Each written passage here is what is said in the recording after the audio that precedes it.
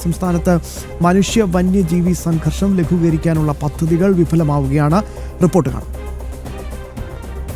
മനുഷ്യ വന്യജീവി സംഘർഷം ലഘൂകരിക്കാൻ പദ്ധതികളേറെയുണ്ടെങ്കിലും ഒന്നും ഫലപ്രദമാകുന്നില്ലെന്നതിന് തെളിവുകളാണ് പുറത്തുവരുന്ന കണക്കുകൾ പറയുന്നത്. കാട്ടാനയും കാട്ടുപന്നിയും കാട്ടുപോത്തും കടുവയും പുലിയും പാമ്പും മനുഷ്യജീവൻ എടുക്കുന്നതിൽ ഒട്ടും പിന്നിലല്ല.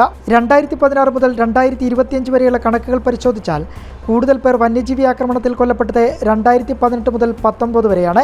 146 ജീവനുകൾ. കുറവ് മരണനിരക്ക് രേഖപ്പെടുത്തിയത് 2025-ലും 21 മരണം. 10 വർഷത്തിനിടെ കാട്ടാനയാക്രമണത്തിൽ കൊല്ലപ്പെട്ടത് 215 പേർ. ഇതേ കാലയളവിൽ കാട്ടുപന്നികൾ 59 പേരെയും കാട്ടുപോത്തുകൾ 10 പേരെയുമാണ് കൊലപ്പെടുത്തിയത്. കടുവയുടെ ആക്രമണത്തിൽ 15ഉം പാമ്പുകടിയേറ്റ് മരിച്ചവരുടെ എണ്ണമാകട്ടെ 644-മാണ്. രാത്രിയും പുലർച്ചെയോടെയും ജനവാസ മേഖലയിൽ ഇറങ്ങുന്ന വന്യജീവികളുടെ മുന്നിൽപ്പെട്ടാണ് കൂടുതൽ പേർക്കും ജീവൻ നഷ്ടമായതെന്നാണ് വനംവകുപ്പിന്റെ വിലയിരുത്തൽ.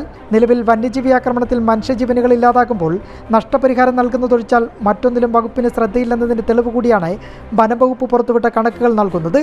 ജനം, തിരുവനന്തപുരം.